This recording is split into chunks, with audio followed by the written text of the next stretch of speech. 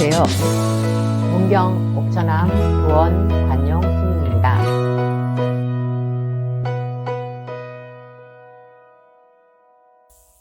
스님 본문하실 때 남동생 얘기를 저번에 하셨는데요. 노루표 남동생이라 하신데 이 사람들이 모르는 분들이 많을 것 같아서 다시 한번 얘기해 주세요. 노름표 남동생 하는데 사람들이 대체 뭐지? 해가 궁금해하는 사람들 위해서 다시 그 사연을 말씀드릴게요. 우리가 5남매거든요. 2남 3년대 맨 위에 오빠 있고 맨 밑에 또 남동생이 있어요. 그 남동생이 20살 때부터 때려부시기 시작했어요. 어떻게? 지금은 이렇게 얘기해도 우리 남동생이 반발을 하거나 이런 게 없어요. 옛날은 이렇게 얘기했다가 난리 나죠. 근데 워낙 노루표 남동생 하도 해가지고 이제는 픽 웃고 말아요. 얼마나 심했는지 아세요? 20살 때부터 일주일에 한 번씩 술 마시고 때려부셨어요. 칼 들고 아버지 죽이겠다 난리 피우고. 그게 20년이었어요. 일주일에 한 번씩 다 유리창 때려부셔봐요. 어떻게 살겠나. 그리고 또 오빠 집에 가가지고 유리창 다 때려부셔갖고 10만 원 던져주고 가요. 유리 끼우라고. 그리고 우리는 얘를 피하고 다녔어요. 해코지 당할까봐. 그런 식으로 해서 20년을 고통을 당했어요. 아버지가 엄청 고생했죠. 엄청 고생했죠. 원인을 알고 싶어서 그렇게 돌아다녀가지고 저는 절에서 천도제도 많이 했어요. 한 10년을 했어요. 매해. 근데도 해결은 안 됐어요. 그러고 나서 내가 머리 깎고 출가해서 1년 만에 해결했어요. 어느 누구도 해결하지 못했던 거를 1년 만에 해결했어요. 그때 해결하게 된 계기는 9일 동안 추석 연휴가 있었어요. 그때 저는 머리 깎고 1년밖에 안 됐기 때문에 번뇌망상이 들어오면은 거기에 끌려갈까봐 아주 빡세게 기도 하나를 들어야 되겠더라고요. 그래서 그때 능엄주를 앉아서 할 때는 능엄주를 했어요.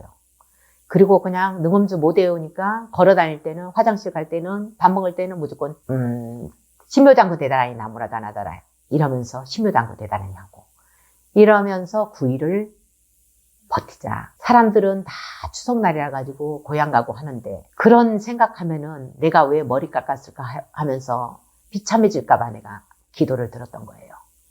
근데 시작하고 나서 이틀째 꿈에 아버지 어머니가 보이고 죽은 노루가 보이더라고요.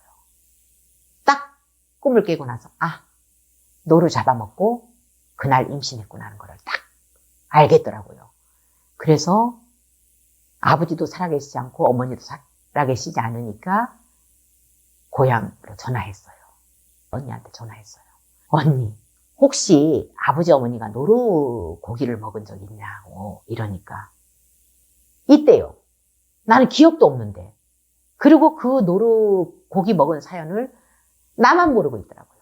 언니도 알고 오빠도 알고 있더라고요. 그 사연이 어떤 사연이냐.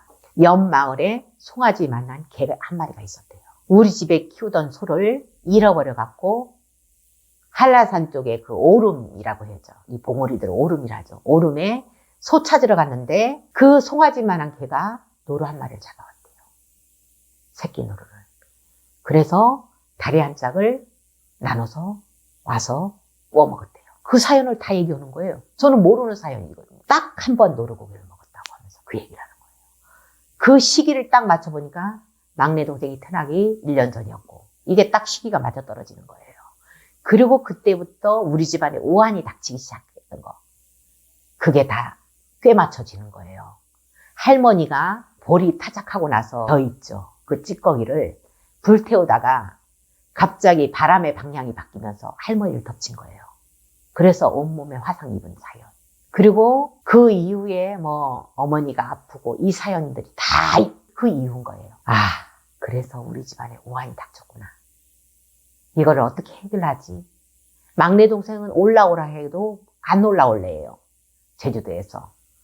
비행기 타고 올라와야 되는데 맨날 쑥이 떡이 있는 애가 올라오겠어요? 그래서 지리산 기도를 갔어요.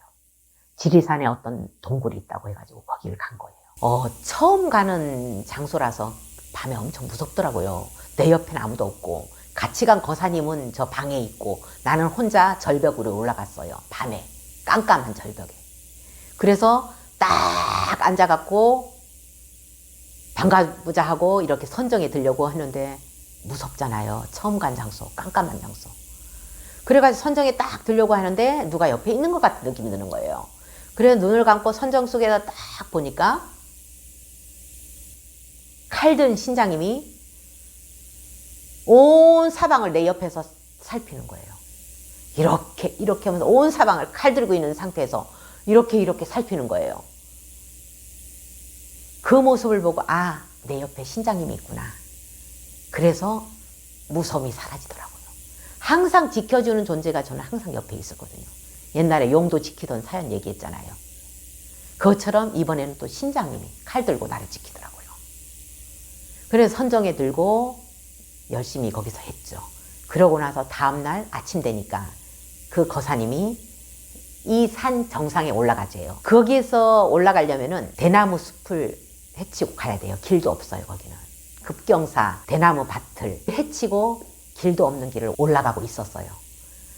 근데 갑자기 총소리가 팡팡팡팡 들리더니만 염소 한 마리가 내 앞으로 떨어지는 거예요. 막 굴르면서 나는 또 안으려고 딱 했죠. 그랬더니만 얘가 발버둥을 치면서 밑으로 떨어지더라고요. 벼랑으로. 그러더니만 사냥개 4마리가 쫓아가더라고요. 사냥꾼도 같이 가더니만 그 염소를 물어 죽인 거를 끌고 정상으로 올라가더라고요. 따라가면서 나는 엉엉 울었죠. 갑자기 막 눈물이 나는 거예요. 막 엉엉 울었죠. 울면서 정상까지 갔어요. 가서 그 사냥꾼 3명이 있더라고요. 그 앞에서 비구니 스님이 갑자기 막 엉엉 울면서 하니까 이 사람들이 당황했겠죠. 그러면서 사냥하지 마세요. 사냥하지 마세요. 사냥하면 3대가 망해요. 3대가 망해요. 그러면서 막 울면서 이 사냥꾼들을 앞에서 설법을 한 거예요. 그랬더니만 이 사냥꾼이 당황해가지고 예, 안 할게요. 안 할 거예요. 안 할게요. 이러면서 자기네들이 이상하대요. 여기가 사냥터가 아니래요. 자기들 사냥터는 저 반대편이래요. 근데 염소 한 마리를 쫓아서 여기까지 온 거래요. 근데 이 비구니 스님이 갑자기 막 울면서 그냥 막 사냥하지 말라고 하지. 그리고 그 염소 나한테 파세요 막 이랬어요. 그 자리에서. 왜 그러세요? 이러는 거예요. 묻어주려고요. 막 울면서 막 묻어주겠다고 빨리 팔라고 해요. 그랬더니 돈 안 받겠대요. 아니 나 지금 지갑에 이거 있으니까 받아가세요. 이거 5만 원 드리면서 이것밖에 나 지갑에 없는데 이거 받아가세요 하면서 5만 원을 주고 염소를 사가지고 그 정상에서 삽 밑에 가서 갖고 오라 해가지고 묻어준 거예요. 그러고 나서 나는 옷이 다 피투성이가 됐잖아요. 바로 내려오게 된 거예요. 대체 이 노루가 정체가 뭐지? 정체를 알아야 천도를 할 수 있잖아요. 그래서 정말 빡세게 기도를 했어요. 딱 또 알아요. 정체가 뭐지 하는데 사랑하는 천신의 아들인 거예요. 그 천신의 아들이 인간 세상을 구경하고 싶다고 해가지고 노루 껍데기를 딱 씌워갖고 보냈는데 바로 잡아먹혀버린 거예요. 천신이 너무너무 화가 나 있는 거예요. 그래서 우리 집안을 쑥대밭으로 만들고 있는 거예요. 그 사연이 다 선정 중에 나타나는 거예요. 그래서 용서해달라고 했어요. 인간이 어리석어서 모르고 그랬으니까 용서해달라고 했더니만 쳐다보지도 않더라고요. 고개를 확 돌리더라고요. 제발 용서해달라고. 아주 빌고 나중에는 알았다 하더라고요. 내가 하도 그냥 때를 쓰니까 알았다 하더라고요. 기도 끝나고 그리고 남동생한테 전화했어요. 그랬더니만 비행기표 다 대둘 테니까 올라오라고 했더니만 기꺼이 올라온대요. 올라올 애가 아니었거든요. 올라온다고 하고 그리고 정말 올라왔어요. 술이 떡이 돼갖고 올라왔더라고요. 그리고 그때 같이 일했던 비구 스님이 있었어요. 그 스님은 정말 잘했거든요. 그리고 이 스님은 이 모든 장면을 다 봐요. 이 집안에 어떤 업이 작용하고 있고까지 다 봐요. 근데 우리 집안 이 노루는 못했었어요. 그래서 그 스님께 부탁을 했어요. 스님, 우리 집안에 이런 업이 작용해서 우리 막내 동생이 노루가 씌어서 저러니까 우리 막내 동생 우리 같이 해결해요. 이랬어요. 그랬더니만 해준다 하더라고요. 천도제로 해결했어요. 그날 해결했는데 딱 법정에서 나왔는데 그날부터 얼굴빛이 달라지더라고요. 그게 10년 넘었거든요.